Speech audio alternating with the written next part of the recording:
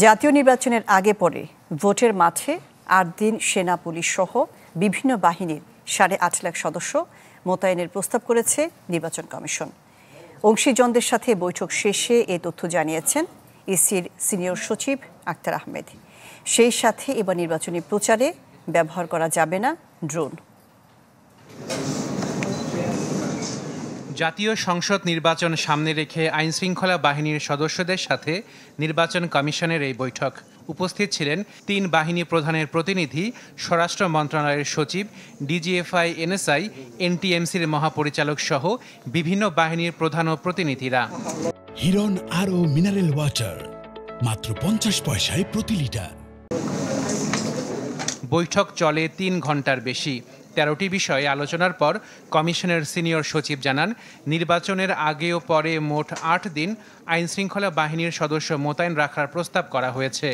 আমরা মূলত ৫ দিনের ডিপ্লয়মেন্ট প্রোগ্রাম করা হয়, সেখানে একটা প্রস্তাব এসছে এটা যেন ৮ দিন করা হয়।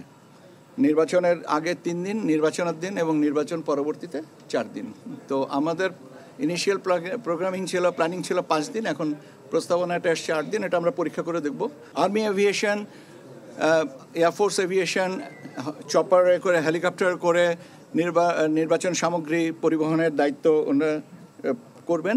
এমফাসাইজ করেছে যে ইন্টেলিজেন্স শেয়ারিং, যে প্রত্যেকটা অর্গানাইজেশনে তাদের কিছু নিজস্ব ইন্টেলিজেন্স তারা কালেক্ট করে, কিন্তু ইন্টেলিজেন্স শেয়ারিংটা হবে।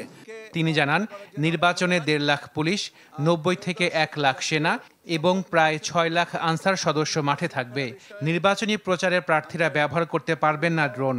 বডি অন ক্যামেরা থাকবে, ড্রোনের ব্যবস্থা থাকবে, কাজে আমরা ভিজিলেন্সটা অনেক বেশি হবে। নির্বাচনী প্রচারণায় ড্রোন ব্যবহার করা যাবে না, কিন্তু মানে আমাদের আইন শৃঙ্খলা বাহিনী তার প্রয়োজনে ড্রোন ব্যবহার করবেন। সিনিয়র সচিব দাবি করেন, নির্বাচনের ভালো পরিবেশ আছে। লুট হওয়া অস্ত্রের ৮৫% উদ্ধার করা হয়েছে। অবশ্যই নির্বাচন করার মতন পরিবেশ আছে এবং সেটাই আরো সংহত করার জন্যই আজকের আলোচনা এবং এটা চলমান থাকবে। আশেকিন প্রিন্স, চ্যানেল 24, ঢাকা।